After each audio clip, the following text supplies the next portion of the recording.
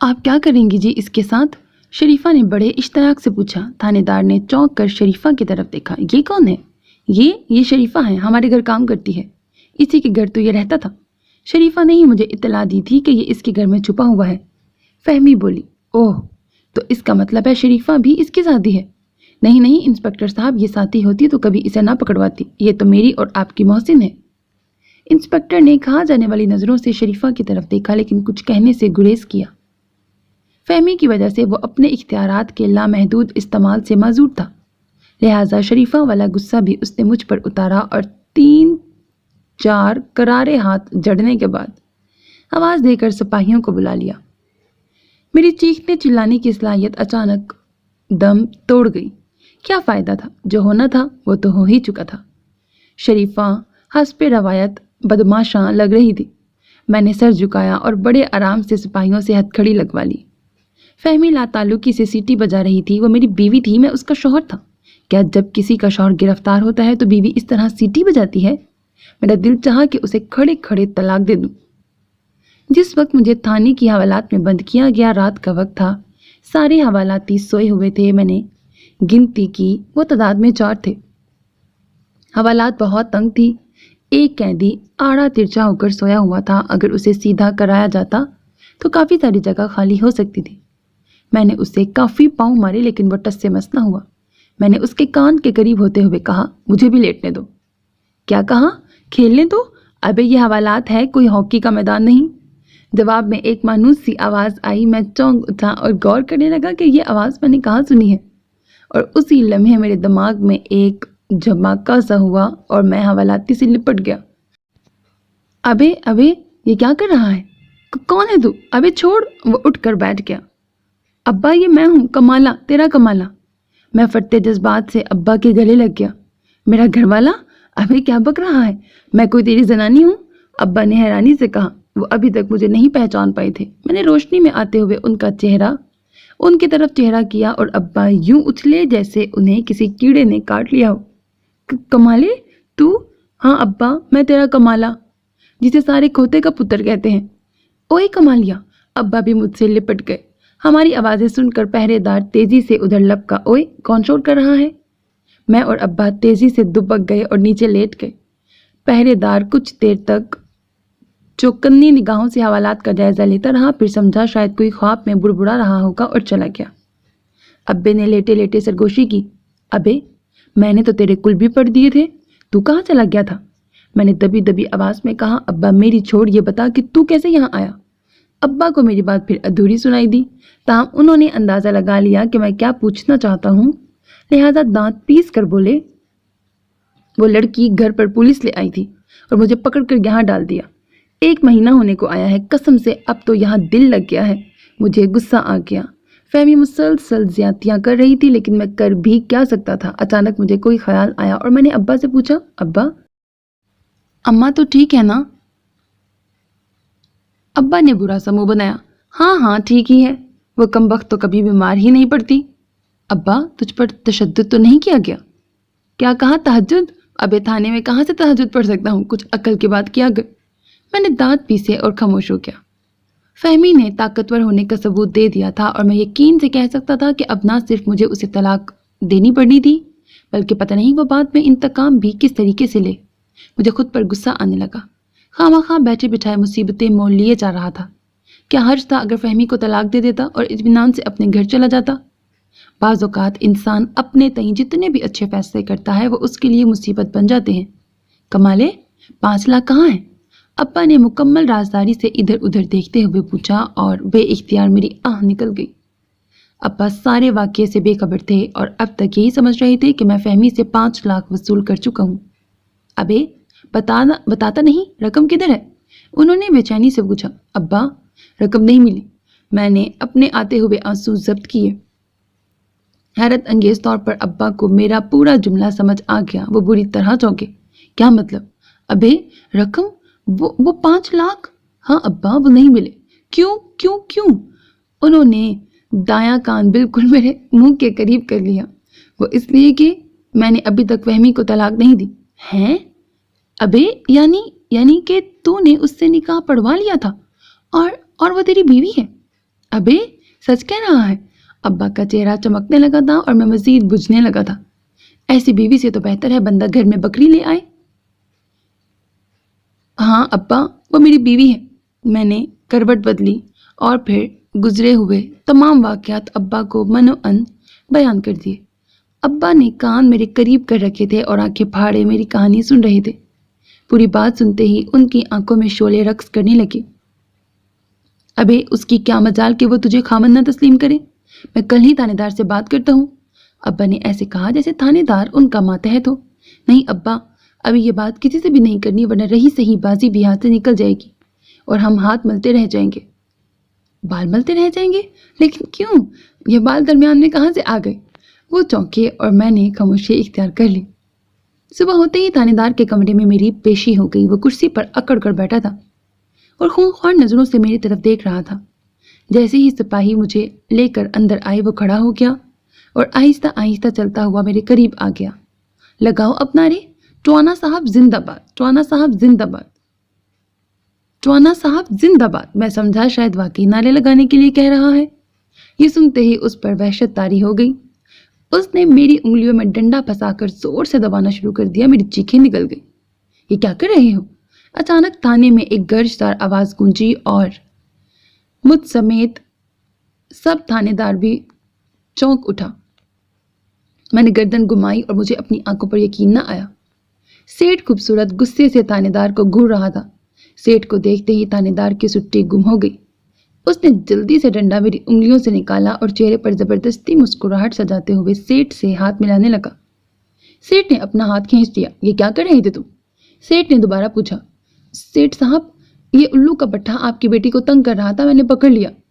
Don't move, बकवास मत करो, हम तुम्हें लाइन हाजिर करवा देंगे। तुम्हें पता है ये कौन है? ये हमारा दामाद है। तुम्हारी जुर्रत कैसी हुई कि तुम हमारे दामाद को थाने में लाओ? सेठ की आंखें अंगारे बरसा रही थी। सेठ का जुमला सुनते ही थानेदार को चक्कर सा आ गया। उसने मेज का सहारा लिया और गौर करने लगा कि क्या जो उसने सुना है वही सेठ ने कहा है। ये आपका दामाद, ये फ्रॉडिया। कॉन्ग्रेचुलेशन, जबान को लगाम दो वरना खड़े खड़े डिसमिस करवा दूंगा।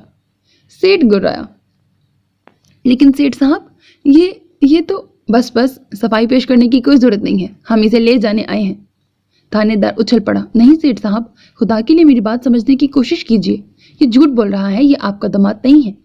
मैं समझ गया कि अब मुझे बोलना चाहिए, लिहाजा रो देने वाले अंदाज में सेठ से कहा, अंकल खुदा के लिए मुझे बचा लीजिए वरना ये मुझे मार डालेंगे। सेठ की आंखों में दुनिया भर का प्यार सिमट आया। शट अप, फिक्र न करो मेरे बच्चे, मैं आ गया हूँ। थानेदार इधर उधर बल खाता फिर रहा था। सेठ साहब, सिर्फ एक दफा मेरी बात सुन लीजिए। उसकी बात अधूरी ही थी कि कमरे में फहमी दाखिल हुई और सेठ को देखते ही बौखला गई। उसके वहम गुमान में भी नहीं था कि सेठ यूं थाने में भी आ सकता है और यहाँ उसकी मुलाकात मुझसे भी हो सकती है। डैड, आप यहाँ?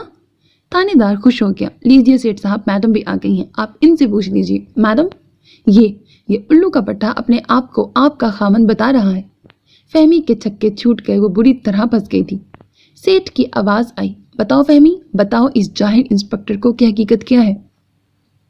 फहमी का गला खुश्क हो गया। उसने घबरा कर इशारे से पानी मांगा। एक सिपाही दौड़ा गया और फहमी के लिए पानी ले आया। मैं बखूबी समझ गया कि गेंद 80% मेरे कोट में आ चुकी है। पानी पीते पीते फहमी को गोता लग गया और वह खांसती हुई बाहर निकल गई। मैं उसकी सारी चालाकियां समझ रहा था। आखिर खावंदा उसका। मुझे पता था कि वो कोई जवाब सोच रही है, लेकिन शायद हालात ऐसे बन चुके थे कि उससे कोई भी जवाब सोचा नहीं जा रहा था। वो ज्यादा देर तक बाहर भी नहीं रह सकती थी, लिहाजा पसीने में शराबूर दोबारा अंदर आ गई। मैडम, बताइए ना हकीकत। थानेदार ने मूंछों को ताव देते हुए मेरी तरफ देखा। फहमी ने एक नज़र अपने बाप पर डाली और एक नज़र मुझ पर, फिर आहिस्ता से बोली, इंस्पेक्टर साहब, आप इसे छोड़ दीजिए। थानेदार हैरत से फहमी को देखने लगा। छोड़ दूं? लेकिन मैडम, इसे तो आपने खुद, इसे हकीकत बताओ, हकीकत, ताकि इसे पता चल सके कि इसने क्या हरकत की है। सेठ ने फहमी को डांटा। मैं इस वक्त जिंदगी का मज़ेदार तरीन लम्हा इंजॉय कर रहा था। फहमी के गिर्द जाल इतना मजबूत बन चुका था कि वो चाहने के बावजूद भी नहीं निकल सकती थी, और फिर मेरी तवक्को के ऐन मुताबिक और थानेदार के तवक्को के बरखिलाफ फहमी का जवाब वसूल हो गया। उसने पूरे एतमाद के साथ चेहरा उठाया और थानेदार की आंखों में आंखें डालकर बोली, ये मेरे शौहर हैं। तुम्हें जुर्रत कैसे हुई कि मेरे शौहर को झूठे इल्जाम में पकड़ कर थाने लाओ? फहमी यकदम उल्टा पड़ गई। ये उसका पुराना स्टाइल था। थानेदार हक्का बक्का रह गया। लड़की बाप की मौजूदगी में खुद इकरार कर रही थी कि मैं उसका खामन था। अब तक कोई शुबा नहीं रह गया था। थानेदार हैरानी की इतनी शदीद कैफियत में था कि उससे बात ही नहीं हो पा रही थी। वो बंदा जिसे वो एक 3rd क्लास मोहल्ले की 4th क्लास गली से मारते पीटते थाने में लाया था, वो इतनी खूबसूरत लड़की का खावन था। कुछ देर खामोशी रही, फिर थानेदार ने सहेला, ठीक है मैडम, हमसे गलती हो गई, आप इसे ले जा सकती हैं। अब हैरान होने की बारी मेरी थी, क्योंकि जो कुछ हुआ था उस पर थानेदार को कुछ न कुछ तो बास पुर्स करनी चाहिए थी, लेकिन वो बड़े आराम से मान गया था।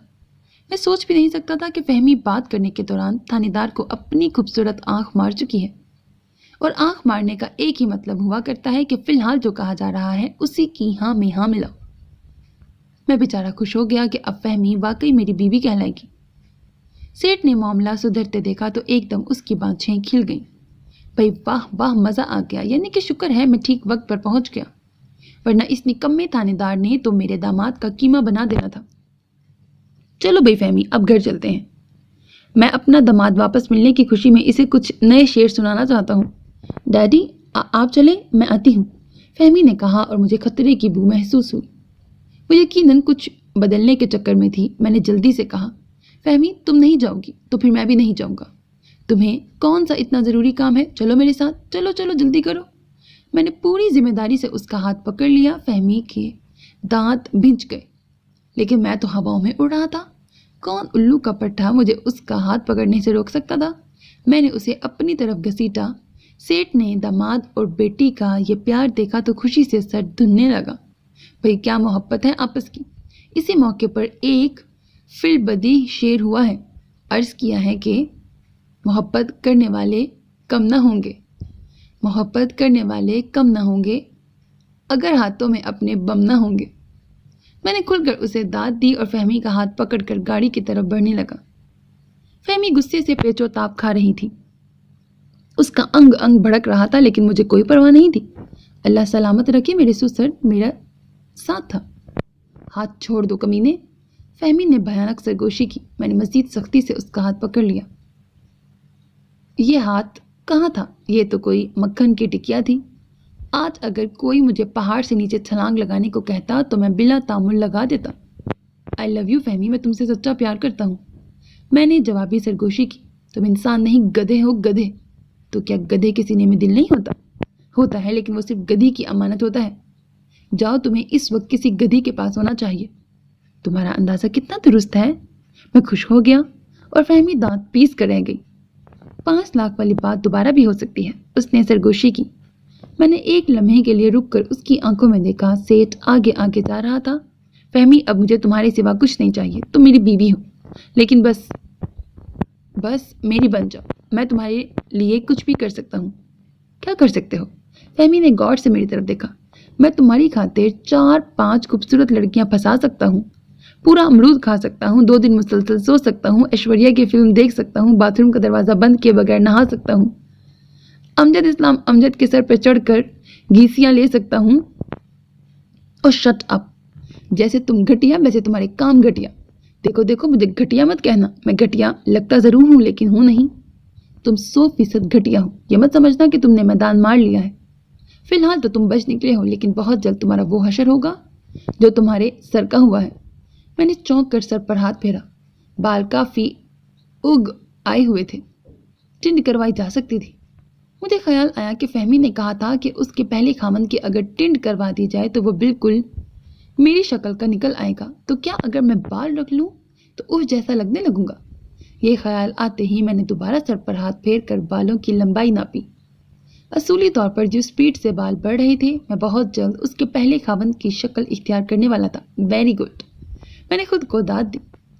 सेठ खूबसूरत गाड़ी की अगली सीट पर बैठ चुका था। ड्राइवर ने गाड़ी स्टार्ट कर दी थी और पिछला दरवाज़ा हमारे लिए खुला था। हम दोनों गाड़ी के करीब पहुंच चुके थे। मैंने सरगोशी की, तुम्हारे बाप की वजह से आज अल्लाह ने बहुत सारे कर्म कर दिए हैं। वो तिनक कर बोली। ظاہری بات ہے میرا باپ ہے، تمہارا بھی کوئی باپ ہوتا تو تمہیں احساس ہوتا۔ اس نے گالی دی۔ مجھے کرنٹ سے لگا۔ ابا کا تو میں نے سوچا ہی نہیں، وہ اندر حوالات میں پڑے تھے اور میں دوبارہ انہیں چھوڑ کر سیٹ کی کوٹھی میں جا رہا تھا۔ میں نے گاڑی میں بیٹھنے سے پہلے فہمی کے کان میں کہا، پلیز میرے ابا اندر ہیں حوالات میں، انہیں تو رہا کروا دو۔ وہ ٹھٹک کر رک گئی، غور سے میری بات پر دھیان دیا، پھر کچھ سوچا اور اچانک ہی اتنا زوردار کہا لگایا کہ میں کانپ کر رہ گیا۔ سیٹ نے جلدی سے پلٹ کر دیکھا، فہمی ہنستی جا رہی تھی۔ سیٹ بات کو سمجھے بغیر اس کے ساتھ زور زور سے کہے لگانے لگا۔ میں سمجھنے سے قاصر تھا کہ فہمی کس بات پر کہے لگا رہی ہے، کہیں پھر سے ایکٹنگ تو نہیں کر رہی۔ سیٹ کہے لگا کر تھک گیا تو گاڑی سے اتر کر فہمی کے قریب آیا اور بولا، بھئی آج تو بڑا ہنسایا تم نے، لیکن یہ تو بتاؤ کہ کس بات پر ہنس رہی ہو؟ فہمی جواب سوچ چکی تھی، فوراً بولی، ڈیڈی شاہ رخ تھانے میں کتنے پریشان لگ رہے تھے، بس یہی سوچ کر ہنسی آ گئی۔ سیٹ دیوانہ وار کہے لگانے لگا، لیکن میں کھٹک رہا تھا، ضرور کوئی اور بات تھی جس نے فہمی کو یکدم خوش کر دیا تھا۔ ارے میں اپنا موبائل تو اندر ہی بھول آئی، آپ لوگ بیٹھے میں ابھی آتی ہوں۔ اس نے ایک جھٹکے سے اپنا ہاتھ چھڑایا اور بڑے بڑے قدم اٹھاتی ہوئی تھانے کے اندر چلی گئی۔ میرا دل دھک دھک کرنے لگا۔ کچھ ایسا ضرور تھا جو مجھے سمجھ نہیں آ رہا تھا۔ میں شرط لگا کر کہہ سکتا تھا کہ فہمی کا موبائل اس کے پرس میں تھا، تو پھر وہ اندر کیا لینے گئی تھی؟ میں گاڑی سے ٹیک لگائے خاموش کھڑا تھا۔ سیٹ ہنستے ہنستے دوبارہ فرنٹ سیٹ پر براجمان ہو چکا تھا۔ 2 منٹ بعد ہی فہمی دمکتے چہرے کے ساتھ برآمد ہوئی۔ موبائل اس کے ہاتھ میں تھا۔ قریب آتے ہی اس نے میرے گال پر ایک چٹکی لی اور گاڑی کی پچھلی سیٹ پر بیٹھتے ہوئے مجھے بھی کھینچ کر ساتھ بٹھا لیا اور ڈرائیور سے بولی، چلو۔ مجھے الہام ہو گیا کہ بہت جلد ذلت پیریڈ شروع ہوا جاتا ہے۔ سارے راستے وہ گنگناتی رہی۔ میں جو کچھ دیر پہلے اس کا ہاتھ پکڑے ہوئے تھا بے چینی سے اپنی انگلیاں مروڑ رہا تھا۔ میرا تجربہ تھا کہ فہمی جب بھی اس طرح خوش ہوتی تھی میرا کباڑا قریب ہوتا تھا۔ مصیبت تو یہ تھی کہ میں اس سے کچھ پوچھ بھی نہیں سکتا تھا۔ کوٹھی پر پہنچتے ہی سیٹ گاڑی سے نکل کر سیدھا اندر چلا گیا۔ میں اور فہمی اس کے پیچھے پیچھے چل دیے۔ پٹھان چوکیدار مجھ پر نظر پڑتے ہی سکتے میں آ گیا۔ پتہ نہیں میرے بارے میں بات میں اسے کیا بتایا گیا تھا، تاہم اس کی آنکھیں حیرت سے کھلی ہوئی تھیں۔ میں فہمی کے ساتھ چل رہا تھا اور ہر لحاظ سے گھر کا ایک اہم فرد دکھائی دے رہا تھا۔ اندر جاتے ہی سیٹ تیزی سے باتھ روم میں گھس گیا، جبکہ فہمی صوفے پر براجمان ہو گئی۔ شوہر صاحب کچھ کھائیں گے؟ اس نے بڑے پیار سے پوچھا۔ پتہ نہیں کیوں میرا دل چاہ رہا تھا کہ جتنی جلدی ہو سکتا ہے اس کے پاؤں پڑ جاؤں اور معافیا مانگنا شروع کر دوں۔ وہ مسلسل مجھے زچ کر رہی تھی۔ بات کیا ہے، بڑی خوش نظر آ رہی ہو؟ میں نے پوچھا۔ صرف خوش؟ نہیں یار، میں آج بہت ہی خوش ہوں اور تمہاری مشکور ہوں کہ تم نے میرا اتنا بڑا مسئلہ حل کر دیا۔ میں اچنبھے میں پڑ گیا۔ کون سا مسئلہ؟ وہ ہنسی۔ تمہارا نام ہی کمال نہیں، تم خود بھی کمال ہی ہو۔ بھئی میں تو پریشان ہی ہو گئی تھی کہ اب تم سے کیسے جان چھڑا سکوں گی، اسی لیے تمہیں دوبارہ 5 لاکھ کی پیشکش کی، لیکن تم نے اپنے باپ کے حوالات میں رہنے کا ذکر کر کے تو سارا مسئلہ ہی حل کر دیا۔ کیا مطلب؟ میں زور سے چونکا۔ مطلب یہ کمالی جی کہ میں نے انسپیکٹر کو کہہ دیا ہے کہ اب تک وہ تمہارے باپ کی ہڈی پسلی ایک کرنے کے تمام انتظامات مکمل کر چکے ہوں گے۔ بھائی کس کی ہڈیوں کی بات ہو رہی ہے؟ سیٹ خوبصورت باتھ روم سے نکل آیا۔ فہمی جلدی سے بولی، وہ ڈیڈی شاہ رخ کو اصل میں بڑی ہڈی والا گوشت پسند نہیں، اسی پر بات ہو رہی تھی۔ سیٹ نے سر ہلایا۔ بھائی آئی لو مٹن، مجھے تو چکن بہت پسند ہے۔ ارے چکن سے یاد آیا، کھانے کا کیا انتظام کیا ہے؟ بھائی بڑی بھوک لگی ہے۔ فہمی نے خانسامہ کو آواز لگائی۔ میرے دماغ میں جھکڑ سے چلنے شروع ہو گئے، یعنی فہمی اب میرے باپ کو بطور ہتھیار استعمال کر کے مجھے بلیک میل کرے گی۔ قصور میرا ہی تھا، وہ تو ابا کو حوالات میں بند کروا کے بھول چکی تھی، میں نے ہی اسے یاد دلایا تھا کہ ابا بھی ابھی تک حوالات میں ہیں۔ یقیناً موبائل لینے کے بہانے جب وہ اندر گئی تھی تو تھانے دار کو بہت کچھ سمجھا آئی ہوگی۔ خانسامہ کھانا لگانے لگا تھا۔ میں چپ چاپ اوپر اپنے بیڈ روم میں آ گیا۔ یہ وہی بیڈ روم تھا جہاں سے میں مولوی صاحب کو کرسی پر پلٹ کر نکاح نامے سمیت فرار ہوا تھا۔ نکاح نامہ یاد آتے ہی میں نے جلدی سے جیب میں ہاتھ مارا۔ نکاح نامہ موجود تھا۔ ویسے یہ بڑی خطرناک بات تھی کہ میں نکاح نامہ جیب میں لیے پھرتا تھا۔ اگر کہیں گم ہو جاتا یا تھانے دار میری تلاشی کے دوران برآمد کروا لیتا تو میرے پلے تو کچھ نہیں رہنا تھا۔ تھوڑی ہی دیر بعد फहमी भी अंदर आ गई। उसने हाथ में मोबाइल पकड़ा हुआ था, मेरी तरफ बढ़ाती हुई बोली, लो तुम्हारा फ़ोन है। मेरा फ़ोन? मैं सर खुजाने लगा और आगे बढ़कर मोबाइल उसके हाथ से ले लिया। हेलो के बाद दूसरी तरफ की आवाज़ सुनते ही मेरे फरिश्ते कूच कर गए। अबे कमाले, मुझे बचा ले, वरना ये मुझे पुलिस मुकाबले में पार कर देंगे। अब्बा गिड़गिड़ाए।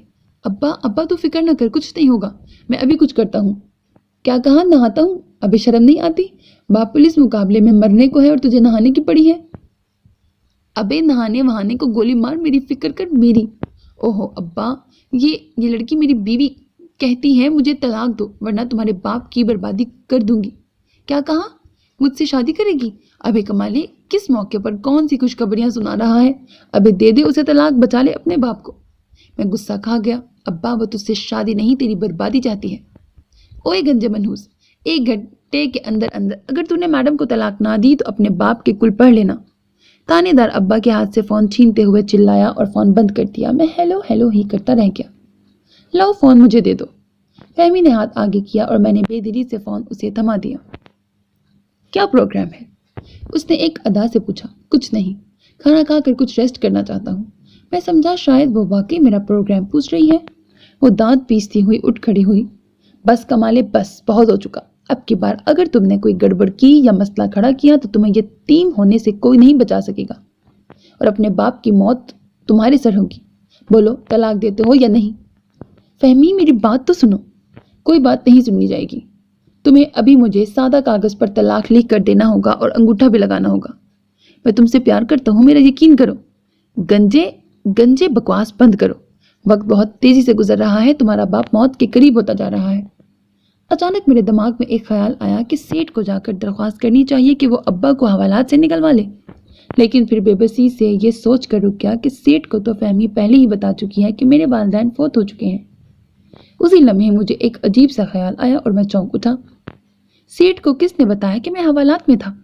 मैंने खुद को कोसा। ये सवाल तो मुझे फौरन सेठ से करना चाहिए था। लगता है कुछ सोच रहे हो। ना सोचो, गिर पड़ोगे। जो मैं सोच रहा हूँ वो तुम्हें भी सोचना चाहिए। क्या मतलब? मतलब ये कि तुम्हारे बाप को किसने बताया कि मैं हवालात में हूँ? वो वहां कैसे पहुंचा? मेरी बात सुनते ही फहमी उछल कर खड़ी हो गई। ओह माय गॉड, ये तो मैंने सोचा ही नहीं।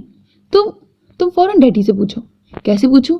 मेरे बाप की जिंदगी की घड़ियां कम हो रही हैं, मैं तो शदीद परेशानी के आलम में हूँ।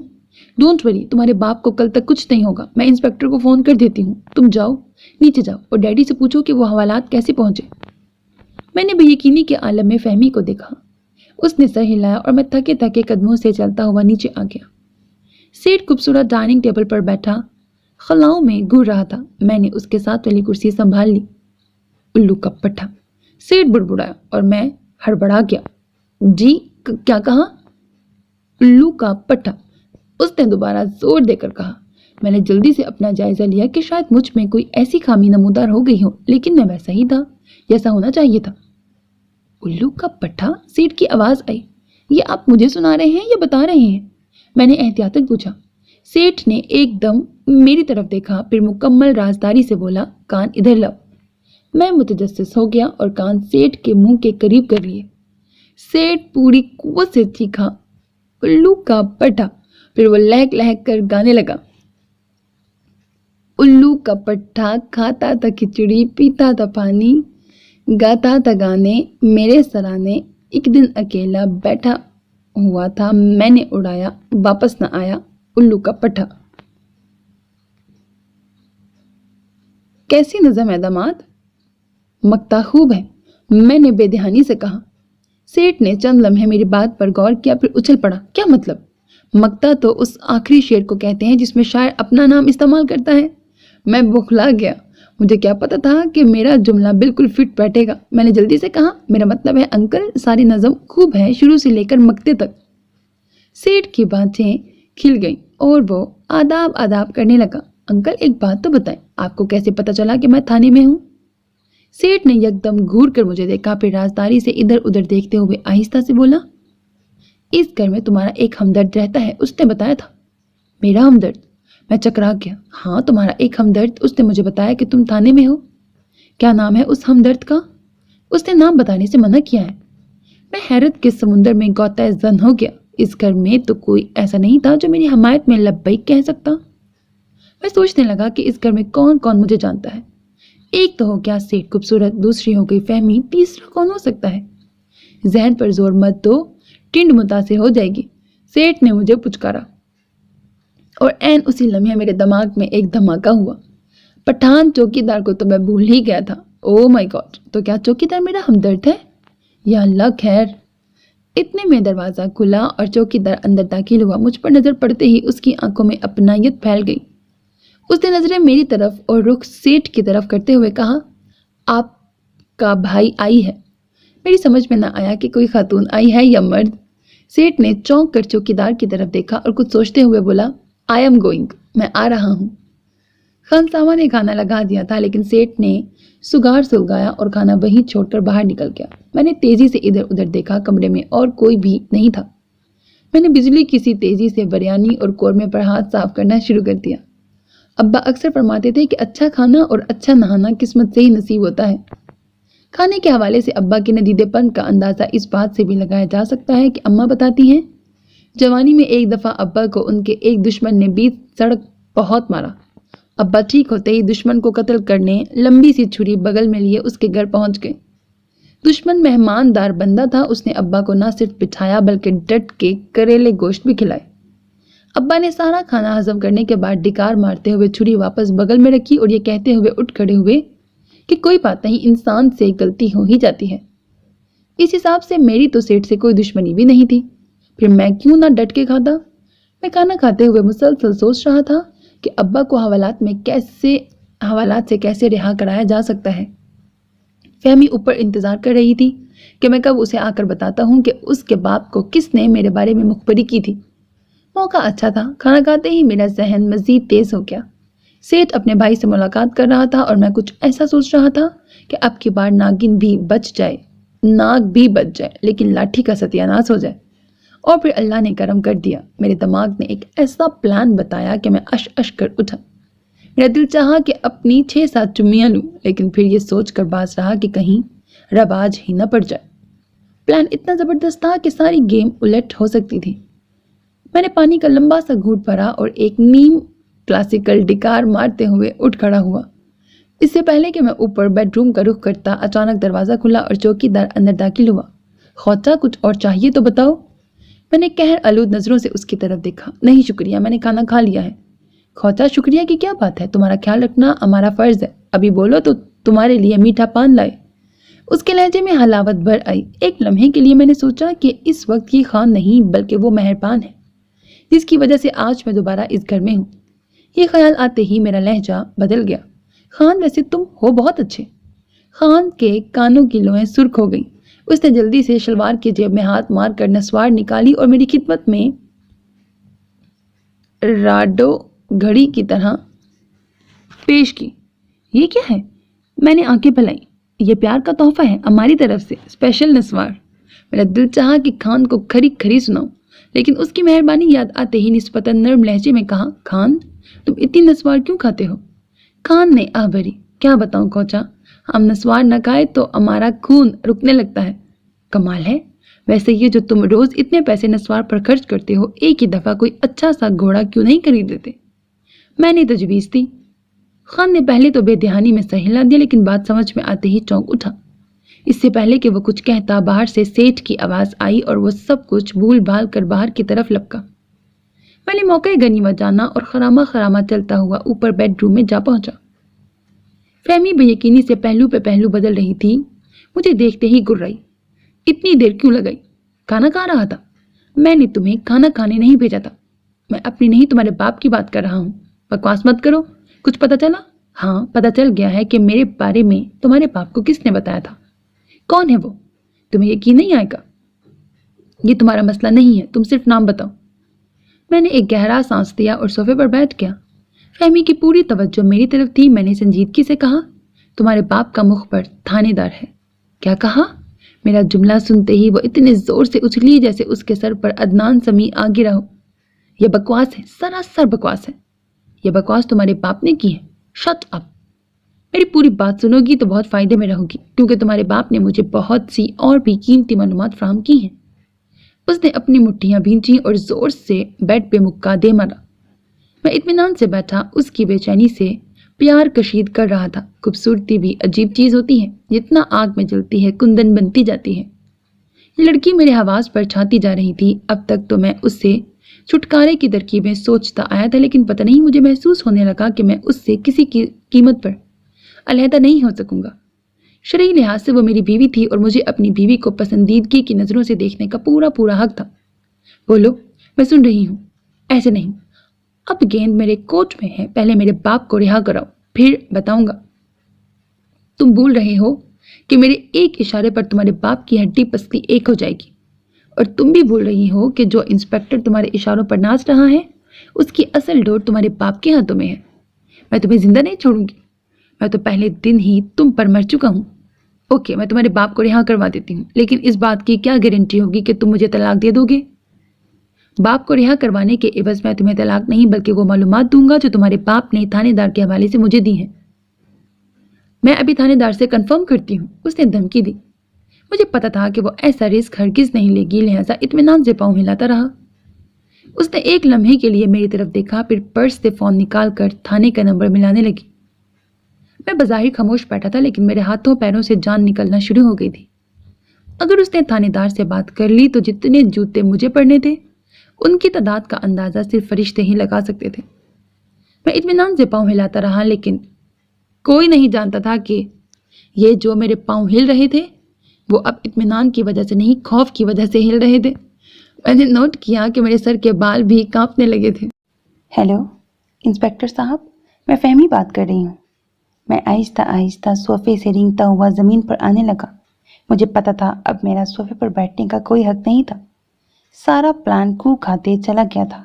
پتہ نہیں وہ کون خوش نصیب ہوتے ہیں جن کے جھوٹ برسوں بعد کھلتے ہیں۔ میں نے تو جب بھی جھوٹ بولا بولنے سے پہلے ہی کھل گیا۔ فہمی کی آواز مجھے آنا بند ہو گئی تھی اور کانوں میں مسلسل چھتروں کی آوازیں گونج رہی تھیں۔ شکر ہے میں نے پیٹ بھر کر اچھا کھانا کھا لیا تھا۔ مجھے پتا ہوتا کہ یہ میری زندگی کا آخری اچھا کھانا ہے تو میں ساری جیبیں قورمے سے بھر لیتا۔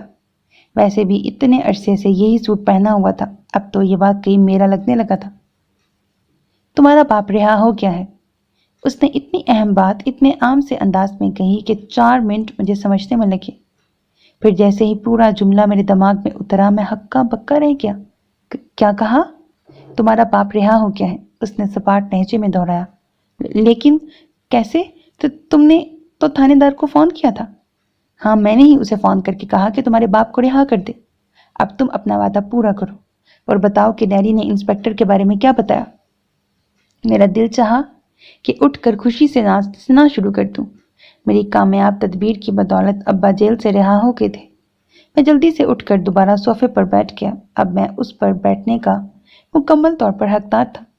فہمی تو بڑی جلدی پھنس گئی تھی۔ میں تصور میں دیکھ رہا تھا کہ ابا رہا ہوتے ہی کسی کھوتا ریڑھی والے سے لفٹ لے کر گھر پہنچ رہے ہیں۔ میں نے بیٹا ہونے کا صحیح حق ادا کیا تھا۔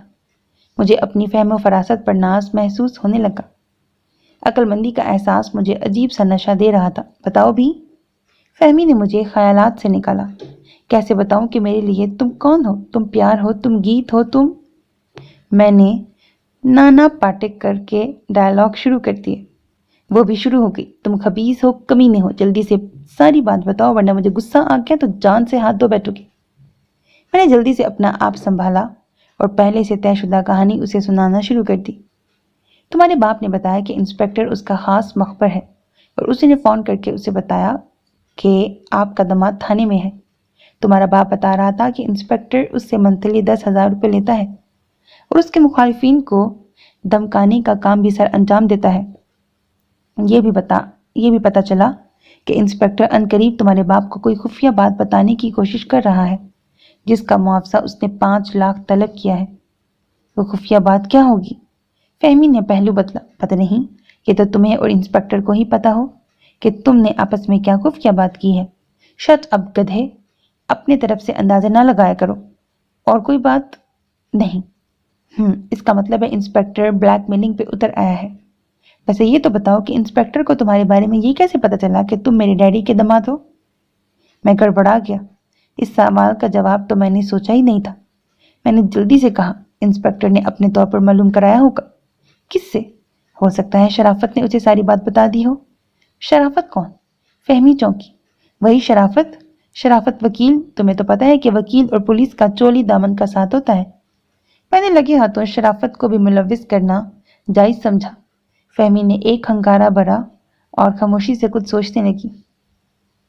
मैंने आहिस्ता से कहा, फहमी क्यों इन चक्करों में पड़ रही हो? एक दफा मेरे दिल में तो झांक कर देखो। तुम्हारे लिए कितना प्यार भरा हुआ है। आओ एक नई दुनिया बसाएं। अपना घर जहां सिर्फ हम और हमारे 2 दर्जन बच्चे हों। उसने मेरी बात पूरी होने से पहले ही मुझे जोर से धक्का दिया और मैं सीधा सोफे की पुश्त से जा टकराया। उसने एक झटके से अपने सैंडल उतार लिए। मेरी रूह फना हो गई। मैं उनकी कारकर्दगी से अच्छी तरह वाकिफ था। मैंने सर पर हाथ रखा और नीचे की तरफ दौड़ लगा दी। फहमी मेरे पीछे भागी। नीचे उतरते ही मैं यकदम खामोश हो गया। सेठ खूबसूरत सामने सोफे पर बैठा किसी गहरी सोच में गुम था। फहमी गुस्से से पागल हो रही थी, ताहम उसने भी खुद पर कंट्रोल किया और कोई आवाज़ पैदा किए बगैर सैंडल दोबारा पैरों में पहन लिए। हमारा ख्याल था कि सेठ हमारी तरफ देखेगा, लेकिन शायद वो कोई शेर काबू करने के चक्कर में था। उसने हमारी तरफ बिल्कुल भी ध्यान नहीं दिया और खामोशी से सामने वाली दीवार को तकता रहा। बिलाखिर मैंने हिम्मत की और सेठ के करीब जाकर बैठ गया। यही वो जगह थी जहां मैं फहमी की दस्तोबर्द से महफूज रह सकता था। सेठ अब भी खामोश था। मैं 2-3 दफा खंखारा, लेकिन सेठ ने मेरी तरफ तवज्जो न दी। काफी देर इसी तरह गुजर गई। मुझे कुछ अजीब अजीब सा महसूस हो रहा था। फहमी कोने वाले सोफे पर बैठी थी। अचानक सेठ ने एक गहरा सांस लिया और गंभीर लहजे में बोला, मुझे सब पता चल गया है। मैं जहां था वहीं जम गया। फहमी के भी पैरों तले जमीन निकल गई। यकीनन सेठ ने हमारी गुफ्तगू सुन ली थी। मुझे अपने आप पर गुस्सा आने लगा। यकीनन मेरी आवाज़ ही सेठ तक पहुंची होगी। अब्बा अक्सर कहा करते थे कि तू इतना ऊंचा बोलता है कि रोज़े महशर सूरे इसराफील के लिए भी तेरी खिदमत ना मांग ली जाए। अब्बा अपनी जगह ठीक कहते थे, लेकिन कम अज़ कम अब्बा के मामले में मेरा कोई कसूर नहीं था। मैं आहिस्ता बोलता था तो उनके कानों तक आवाज़ नहीं पहुंचती थी, और अगर ऊंचा बोलता था तो वो गुस्सा कर जाते थे कि बाप के सामने ऊंची ज़बान में बात करता है। सेठ दोबारा बोला, मुझे सब पता चल गया है। किस बात का पता चल गया है डैडी? फहमी ने परेशानी से पूछा। मेरा छोटा भाई, यानी कि तुम्हारा चाचा, मुझे कत्ल करवाना चाहता है। सेठ का जुमला सुनते ही मेरा और फहमी का रुका हुआ सांस एकदम बहाल हो गया। सेठ अक्सर ऐसे जुमले बोलता रहता था जिससे सुनने वाले को खामखा हार्ट अटैक होने का खदशा हो। लेकिन डैडी, आपको किसने बताया? वो आया था यहाँ, उसने खुद धमकी दी है। सेठ ने सपाट लहजे में कहा। उनकी ये जुर्रत, मैं उनका खून पी जाऊंगी। फहमी गुस्से से बोली और मैं गहरा सांस लेकर रह गया। ये लड़की खून की बड़ी प्यासी थी। पता नहीं ड्रैकुला के खानदान से थी या पार्ट टाइम ब्लड बैंक चलाती थी। सेठ खामोश रहा, लेकिन फहमी उठकर उसके पास आ गई। मैं चाचू को गोली मार दूंगी। नहीं बेटे, ही इज़ योर नेफ्यू। वो तुम्हारा चाचा है, ऐसा नहीं कहते। क्या चाचू ऐसे होते हैं? सारी जिंदगी हमें तंग करते आए हैं, अब मैं बिल्कुल भी बर्दाश्त नहीं करूंगी। वो उठकर बाप के पास आ गई। वो आपको क्यों मारना चाहते हैं? मैंने जल्दी से पूछा। तुम खामोश रहो, फहमी तेज लहजे में बोली। तुम कौन होते हो हमारे घरेलू मामले में दखल देने वाले? सेठ ने बड़ा शानदार जवाब दिया। भाई, ये मेरा दामाद और तुम्हारा शौहर है। अब इसे हमारे घरेलू मामलात में दखल देने का पूरा हक है। मेरा सीना फख्र से फूल गया। अब तो फहमी के बाप की भी मजाल नहीं थी कि वो मुझे कुछ कह सकता। मैं टांग पर टांग रखकर सेठ के करीब बैठ गया और फहमी को आंख मार कर बोला, अंकल आप फिक्र न करें, मेरे होते हुए कोई आपको कुछ नहीं कह सकता। ब्रैकेट। हालांकि मुझे कहना चाहिए था कि आपके होते हुए कोई मुझे कुछ नहीं कह सकता। Welcome welcome. शुक्रिया शुक्रिया मेरे बहादुर दामाद। तुम्हारी बात सुनकर मुझे अपने अंदर एक तवानाई का एहसास हुआ है। सेठ खिल उठा। मैंने अपने अंदर दमा होते हुए महसूस किया। मुझे यूं लगा जैसे मैं किसी भी सिमत गिरने वाला हूँ।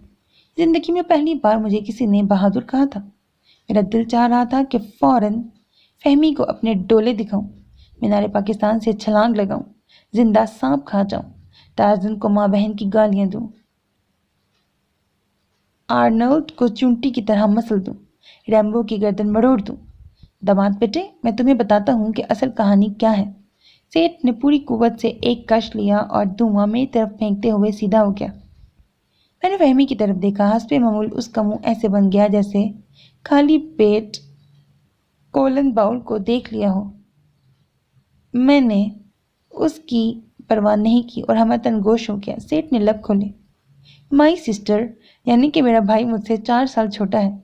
हम दोनों के अलावा हमारे माँ बाप की कोई औलाद नहीं थी। मेरा भाई अलमदार शुरू से ही मार धाड़ और गुड पीपल्स यानी कि गलत लोगों की सोहबत में उठता बैठता था।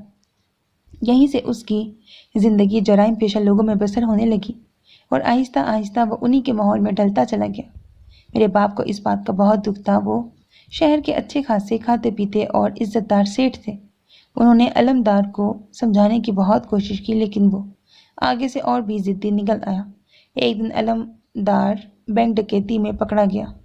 मेरे बाप को इस बात का पता चला तो उन्हें बहुत दुख हुआ। उन्होंने उसी दिन से अलमदार से कतई ताल्लुक कर लिया और सारी जायदाद इस शर्त पे मुझे सौंप दी कि इस जायदाद का कोई हिस्सा अलमदार को ना दिया जाए। ताहम अगर अलमदार कभी बीमार हो जाए या इलाज मौलवी की ज़रूरत हो तो इस सूरत में कोताही ना की जाए और उसको इलाज के हर मुमकिन पैसे दिए जाए। उन्होंने अपनी वसीयत में ये लिखवाया था कि अगर मेरे बड़े बेटे लतीफ़ की बर्थ यानी कि मौत हो जाए तो इस सूरत में सारी जायदाद छोटे बेटे अलमदार को ट्रांसफ़र हो जाएगी। ये लतीफ़ कौन है? मैंने पूछा। सेठ ने चौंक कर मेरी तरफ देखा, फिर बोला, आप अपना तारुफ हवा बहार की है। मैं बगलें झांकने लगा। पता नहीं सेठ ने क्या कहा था और क्यों कहा था। शायद वो भी मेरी कैफियत समझ गया था, इसीलिए एक आह भर कर बोला, खाकसार को लतीफ़ कहते हैं। ये खाकसार कौन गधा है? मैंने मुंह बनाया। सेठ को जैसे करंट सा लगा।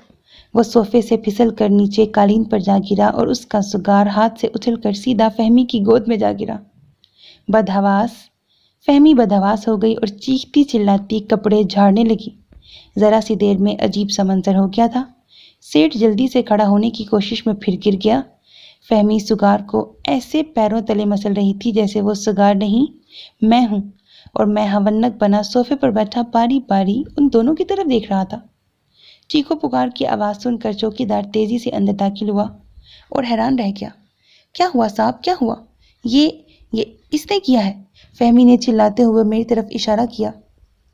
चौकीदार ने मेरी तरफ देखा, फिर यकदम शर्मा कर बोला, नहीं, ये ऐसा नहीं कर सकती। फहमी यकदम रुक गई। कौन नहीं ऐसा कर सकती?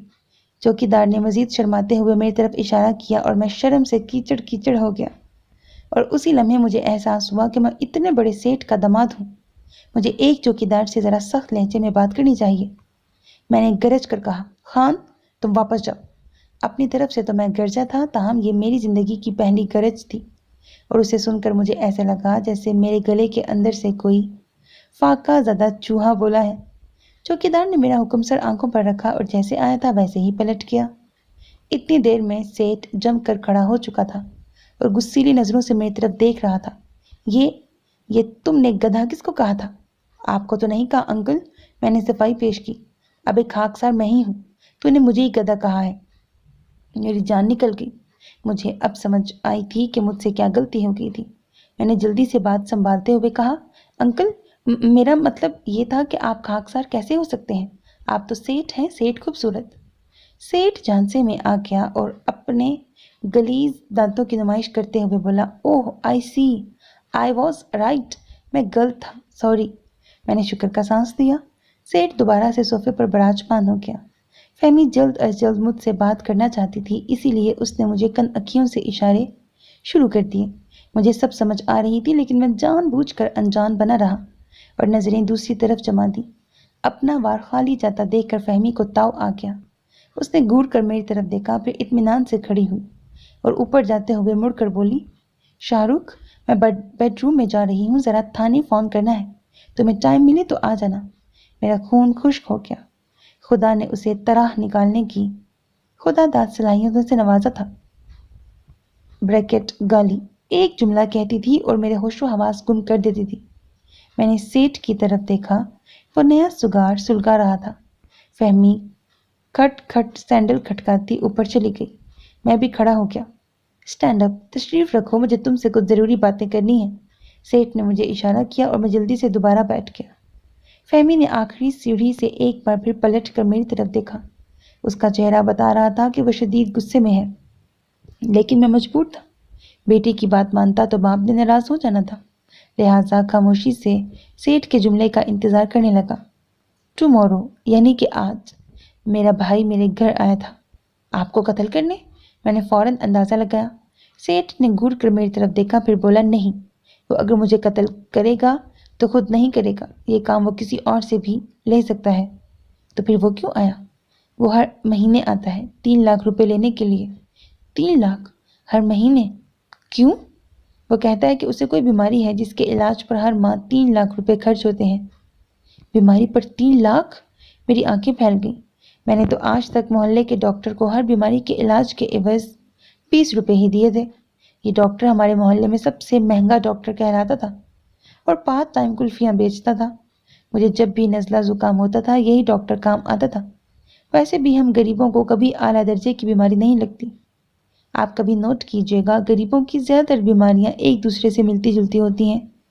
मसलन फोड़े फुंसियाँ निकल आना, एक आंख खराब हो जाना, टीबी, काली खांसी, खट्टे डिकार, कान बहना और अब्बा कहते थे कि अगर ज़्यादा भूख लगे तो ये भी बीमारी होती है। लिहाजा अगर किसी दिन मैं 2 की बजाय 3 रोटियां खा लेता तो अब्बा फौरन मुझे डॉक्टर के पास ले जाते थे। कुल्फियाँ बेचने की वजह से डॉक्टर साहब की ज़्यादातर सलाहियतें भी अपने पार्ट टाइम पेशे से मुतल्लिक होती थीं। यह हमारे मोहल्ले का वाहिद बंदा था जिसने बाकायदा हज किया हुआ था। लिहाजा पूरे मोहल्ले में उसे अल्लाह का शदीद नेक बंदा समझा जाता था। मुझे याद है, एक दफ़ा हमारे मोहल्ले की मस्जिद के मौलवी साहब इंतकाल फरमा गए। जुम्मे का दिन आया तो खुतबे के लिए किसी मौलवी का बंदोबस्त ना हो सका। इस मौके पर मोहल्ले वालों की नज़र अचानक डॉक्टर साहब पर पड़ी और उन्हें याद आया कि क्यों ना डॉक्टर हाजी की खिदमत से इस्तिफादा किया जाए। डॉक्टर साहब से गुजारिश की गई, जिसे डॉक्टर साहब ने थोड़ी सी पसोपेश के बाद कबूल फरमाया और कुल्फियों की रेड़ी एक साइड पर लगाकर मौलवी के मिंबर पर चढ़कर खुतबा देते हुए बोले, ऐ लोगो, नमाज पढ़ो, नेक अमल करो, रोज़े रखो, ज़कात दो, अल्लाह की इबादत करोगे तो तुम्हें जन्नत मिलेगी, जन्नत में हूरें होंगी। प्यारी प्यारी, सफ़ेद सफ़ेद, खूबसूरत, खोए वालियाँ, मिलाई वालियाँ। माफ़ी चाहता हूँ, बात कहाँ से कहाँ निकल गई। असल में सेठ का जुमला ही ऐसा था कि मुझे डॉक्टर हाजी याद आ गया। मेरी हैरत देखकर सेठ ने एक हंकारा भरा और बोला, जैसा कि मेरे बाप ने वसीयत में लिखा था कि अलमदार को सिर्फ उसके इलाज के लिए पैसे मिल सकते हैं, इसीलिए वो अपने साथ पूरी डॉक्टरी सर्टिफिकेट लेकर आता है, जिसकी रूह से मुझे उसे मजबूरन हर माह 3 लाख रुपए देना पड़ते हैं। आज भी वो मुझसे 3 लाख लेने आया था। आपने दे दिए? नहीं, मुलाजिम को बैंक से लाने के लिए भेजा है। अलमदार दोबारा आएगा। मैंने उसे 1 घंटे तक दोबारा आने के लिए कहा था, लेकिन आपने तो बताया था कि उसे जेल हो गई थी। हाँ, लेकिन ये बहुत पुरानी बात है। वो जेल से छूट कर आया तो और भी पुख्ता मुजरिम बन चुका था। उसने सियासी लोगों से अपनी वाबस्तगियां कायम कर ली हैं। उसने आज आपको क्या धमकी दी? मैं तफ्तीश के मूड में आ गया। सेठ ने पहलू बदला और एक गहरा कश लेते हुए बोला, उसने कहा है कि मुझे बाप की जायदाद में से बराबर का हिस्सा दे दो, वरना फहमी यतीम हो जाएगी। नहीं, मैंने एक हाथ अपने दिल पर और दूसरा सेठ के मुंह पर हाथ रख दिया। मेरे होते हुए फहमी यतीम नहीं हो सकती। सेठ ने मुंह बनाया और मेरा हाथ हटाते हुए बोला, तुम उसके शौहर हो, बाप नहीं। उस वक्त मुझ पर खुला कि यतीम वो होता है जिसका बाप ना हो। हालांकि मैं आज तक यतीम उसे समझता आया था जिसके पास खाने को कुछ ना हो। इतने में ऊपर से फहमी की आवाज़ आई, शाहरुख, अमेरिका से तुम्हारा फ़ोन है। फहमी की आवाज़ सुनते ही मैं हक्का बक्का रह गया। खुदा की पनाह, इतना बड़ा झूठ! मुझसे तो कभी टेलीफोन की टेप ने बात करने की जहमत नहीं की थी। मैंने कई दफ़ा रॉन्ग नंबर भी मिलाकर देखा था। आगे से टेप की आवाज़ आती, ए बेगैरत, इस वक्त तमाम लाइंस मसरूफ़ हैं, कुछ देर बाद बकवास करना। फहमी दोबारा चिल्लाई, शाहरुख, तुम्हारा फ़ोन है। शायद अमेरिका से कोई साइंसदान तुमसे बात करना चाहता है। मेरी शक्ल रोने वाली हो गई। वो नहायत इज्जत से मुझे जलील कर रही थी। अमेरिका से साइंसदान? सेठ चौंक उठा। भाई वाह दामाद, तुम तो बहुत पहुंचे हुए हो। हाँ जी, हाँ जी। मैंने आने वाले आंसू जब्त करते हुए सर हिलाया। तुम्हारे ख्याल में ये किस साइंसदान का फ़ोन हो सकता है? मैं गड़बड़ा गया। फहमी खुद तो ऊपर भाग गई थी और मेरी जान को अजाब दिया था। अब मैं क्या जवाब देता? مجھے امریکہ کے سائنسدانوں کا کیا پتا، مجھے تو یہ بھی نہیں پتا تھا کہ امریکہ جہاز سے جاتے ہیں یا بس سے۔ تاہم میں نے جلدی ذہن پر زور ڈال کر میٹرک کے حافظے کو کھنگالا اور کہا، میرا خیال ہے نیوٹن کا ہوگا۔ نیوٹن کا فون؟ او مائی گاڈ، لیکن وہ تو فوت نہیں ہو چکا؟ سیٹھ نے سر کھجایا اور میں اپنی بات پر مزید پکا ہو گیا۔ نہیں نہیں سیٹھ صاحب، نیوٹن تو زندہ ہے۔ ابھی پچھلے ہفتے تو اس نے اپنے چھوٹے بیٹے کا عقیقہ کیا ہے۔ عقیقہ؟ سیٹھ بے چین ہو گیا۔ تو کیا نیوٹن مسلمان ہے؟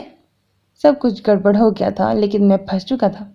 اپنی بات سے پھرتا تو سارا راز کھل جانا تھا، لہٰذا جی کڑا کر کے کہا، الحمدللہ جی، وہ تو بڑا راسخ العقیدہ مسلمان ہے۔ سیٹھ نے الجھے ہوئے انداز میں گردن ہلائی۔ حیرت ہے، ویسے اس کا نام تو مسلمانوں والا نہیں۔ میں نے جل تو جلال تو پڑھا اور کچھ سوچتے ہوئے کہا، وہ اصل میں یہ اس کا نک نیم ہے، اس کا اصل نام ہے نعمان تنویر۔ بس بچپن سے ہی سارے اسے نیوٹن کہتے تھے، جو بگڑ کر نیوٹن بن گیا ہے۔ نوٹن کہتے تھے، جو بگڑ کر نیوٹن بن گیا ہے۔ اوہ، تو یہ بات ہے۔ سیٹھ نے دم بخود ہوتے ہوئے سہ ہلایا۔ فہمی اوپر سے ساری گفتگو سن رہی تھی، لہٰذا تیسری بار چلائی، شاہ رخ، نیوٹن کہہ رہا ہے کہ کال لمبی پڑ رہی ہے اور کارڈ ختم ہونے والا ہے، جلدی آ جاؤ۔ اچانک سیٹھ کو کوئی خیال آیا اور وہ پر اسرار لہجے میں میرے کان کے قریب ہوتے ہوئے بولا، یہ نیوٹن وہی ہے نا، ایٹم بام کا خالق؟ میں نے ذہن کو تکلیف دینے کی بجائے جھٹ سے کہا، جی جی وہی ہے۔ سیٹھ نے محتاط انداز میں ادھر ادھر دیکھا، پھر سرگوشی کی، کہیں تم نیوکلیئر ٹیکنالوجی دوسرے ملکوں کو تو نہیں بیچ رہے؟ ٹیکنالوجی کا لفظ تو میری سمجھ میں آ گیا، لیکن نیوکلیئر میرے سر سے گزر گیا۔ تاہم میں نے پروقار لہجے میں کہا، سیٹھ صاحب، میں ایسا سائنسدان نہیں ہوں۔ میں نے محسوس کیا کہ جیسے ہی میں نے یہ جملہ کہا، کمرے کی ہر چیز کھلکھلا کر ہنسنے لگی۔ ویری بیڈ، بہت اچھے، آئی ہیٹ یو، مجھے تم پر فخر ہے۔ جاؤ فون سنو، پتہ نہیں نیوٹن نے کیا ضروری بات کرنی ہے۔ سیٹھ نے میرا کندھا تھپتھپایا۔ میں عاجزانہ انداز میں اٹھا اور اوپر کی طرف قدم اٹھائے ہی تھے کہ چوکیدار تیزی سے کمرے میں داخل ہوا اور بولا، سیٹھ صاحب، تمہارا بڑا بھائی پھر آئی ہے۔ سیٹھ نے چونک کر گھڑی کی طرف دیکھا اور سپاٹ لہجے میں کہا، ٹھیک ہے، اسے ادھر ہی بھیج دو۔ چوکیدار واپس مڑا اور کمرے سے نکل گیا۔ میں کافی ساری سیڑھیاں طے کر چکا تھا، لیکن چوکیدار کے جملے نے میرے بڑھتے ہوئے قدم روک دیے۔ میں دیکھنا چاہتا تھا کہ آخر وہ کون خوش قسمت ہے جو ہر ماہ اپنی بیماری کے نام پر سیٹھ سے 3 لاکھ وصول کر جاتا ہے۔ اوپر آؤ، فہمی ادھ کھلے دروازے سے گرائی، آتا ہوں، ابھی آؤ، ابھی آتا ہوں۔ میں نے اسے تسلی دی اور واپس نیچے اتر آیا۔ فہمی کے دانت پیسنے کی آواز مجھے پہلی سیڑھی تک آتی ہوئی محسوس ہوئی۔ سیٹھ صوفے سے اٹھ چکا تھا اور بے چینی سے ادھر ادھر ٹہل رہا تھا۔ میری سمجھ میں نہیں آ رہا تھا کہ کیا کروں، کھڑا رہوں، بیٹھ جاؤں یا سیٹھ کو تسلی دوں۔ ابھی میں اسی ادھیڑ بن میں مبتلا تھا کہ دروازہ کھلنے کی آواز آئی۔ میں دروازے کی طرف گھوما اور پتھر کا ہو گیا۔ دروازے میں سے ٹوانا صاحب اندر داخل ہو رہے تھے۔ میرا دماغ سائیں سائیں کرنے لگا۔ مجھے کچھ سمجھ نہیں آ رہی تھی کہ مجھے کیا کرنا چاہیے۔ میں سوچ بھی نہیں سکتا تھا کہ ٹوانا صاحب ہی سیٹھ خوبصورت کے بڑے بھائی ہوں گے۔ میرا وجود حیرت اور خوف کی تصویر بنا ہوا تھا۔ خوف اس لیے کہ ٹوانا نے جو فرمائش مجھ سے کی تھی، اس کی عملی تصویر مجھے اب سمجھ میں آ رہی تھی۔ یقیناً وہ اپنے بھائی یعنی سیٹھ خوبصورت کو قتل کروانا چاہتا تھا، اور وہ بھی میرے ہاتھوں سے۔ او مائی گاڈ، ٹوانا تو ساری اصلیت جانتا ہے۔ اگر سیٹھ نے اس کے سامنے مجھے اپنا داماد کہا تو یقیناً ٹوانا سارا منصوبہ 1 منٹ میں چوپٹ کر کے رکھ دے گا۔ یہ خیال آتے ہی میں نے فوراً اپنا رخ دوسری طرف موڑا اور دبے پاؤں اوپر کی طرف بڑھا، لیکن شاید قسمت مجھے جوتے مارنے کے موڈ میں تھی۔ جیسے ہی میں اوپر کی طرف لپکا، ٹوانا صاحب کی گرجتی ہوئی آواز میرے کانوں میں پڑی، تم یہاں کیا کر رہے ہو؟ میں سمجھ گیا کہ اب سب کچھ کھلنے کے قریب ہے۔ حسب معمول مجھے الہام ہوا کہ میری بے عزتی 3 کلومیٹر دور رہ گئی ہے۔ مجھ میں اتنی بھی ہمت نہیں تھی کہ واپس مڑ کر سیدھا کھڑا ہو سکتا، لہٰذا وہیں کھڑے کھڑے مری مری آواز میں کہا، جی، آپ نے مجھ سے کچھ کہا؟ اوئے گنجے، تو میرے بھائی کے گھر میں کیا کر رہا ہے؟ ٹوانا 2 قدم آگے بڑھا۔ علمدار، تمیز سے بات کرو، یہ میرا داماد ہے۔ سیٹھ نے رہی صحیح کسر بھی نکال دی اور میرا دل چاہا کہ پھوٹ پھوٹ کر رو۔ सारा राज स्वेटर की तरह उधड़ता जा रहा था। सेठ का जुमला सुनते ही ट्वाना को जैसे तशनख पता नहीं क्या लिखा, तशनज का झटका लगा। वो बेइख्तियार गिरते गिरते बचा और आंखें फाड़ कर चिल्लाया, दामाद? दामाद? ये तुम्हारा दामाद है? हाँ, ये मेरा दामाद है, लेकिन तुम मेरे भाई हो। तुम चाहो तो तुम भी इसे अपना दामाद बना सकते हो। सेठ ने ऑफ़र की। अलमदार की आंखें गुस्से से सुर्ख हो गईं। मैं सब समझ गया हूँ तुम्हारा मंसूबा। तुम अपने इस दामाद के ज़रिए मुझे कत्ल करवाना चाहते थे, इसीलिए तुमने इसे भेस बदलवा कर मेरे घर भिजवाया होगा। लेकिन याद रखो, मेरा नाम अलमदार है। मैंने तुम्हारी सारी चालें तुम पर ही ना पलटती तो नाम बदल देना। गुस्से से सेठ की रगें फूल गईं और वो चिल्लाया, आई विल किस यू। मैं तुम्हें उल्टा लटका दूंगा। तुम समझते क्या हो अपने आप को? जो तुम्हारे मुंह में आता है बकवास कर देते हो। निकल जाओ मेरे घर से, इससे पहले कि मैं तुम पर अपना चौकीदार छोड़ दूँ।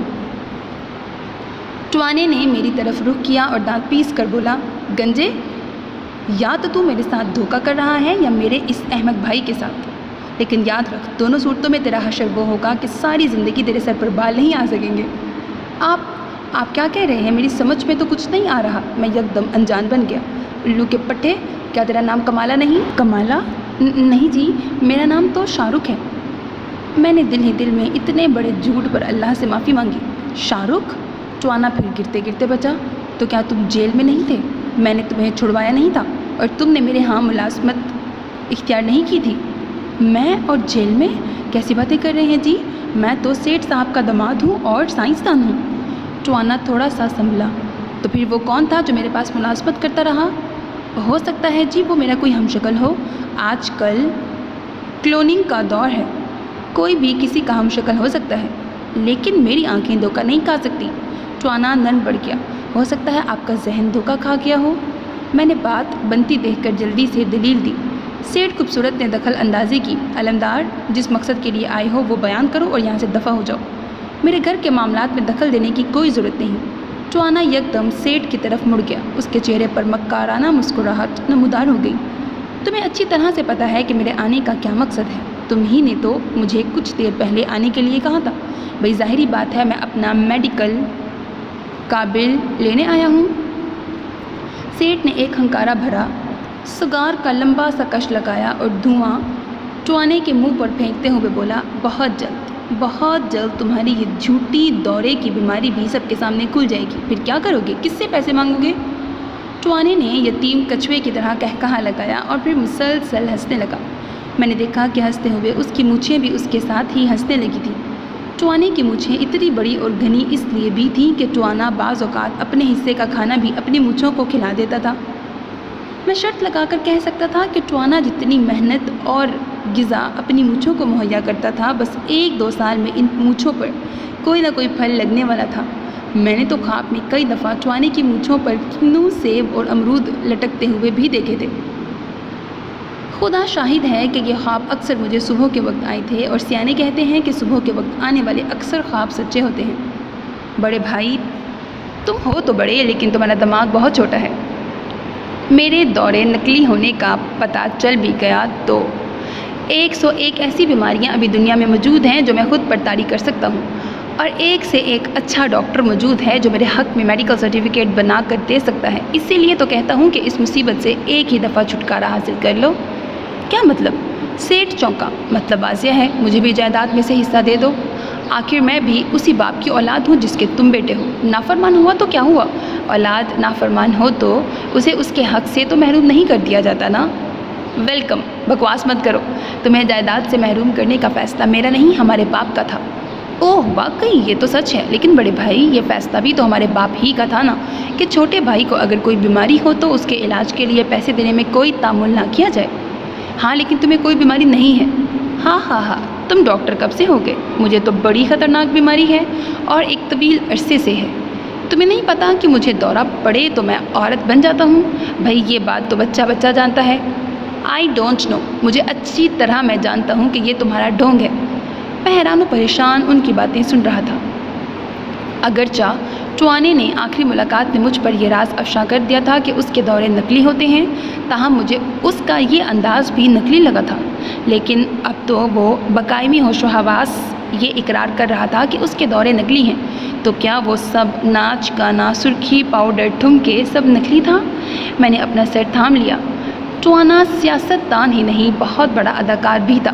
ویسے تو سیاست دان ہونا ہی اس کی اداکاری کی بہت بڑی دلیل تھی، لیکن وہ اتنی کامیابی سے سب کو بیوقوف بناتا ہوگا، یہ بات میرے تصور میں بھی نہیں آ سکتی تھی۔ بے اختیار میرے منہ سے نکلا، تو کیا پانی پھینکنے والے سارے حربے بھی نکلی ہوتی ہیں؟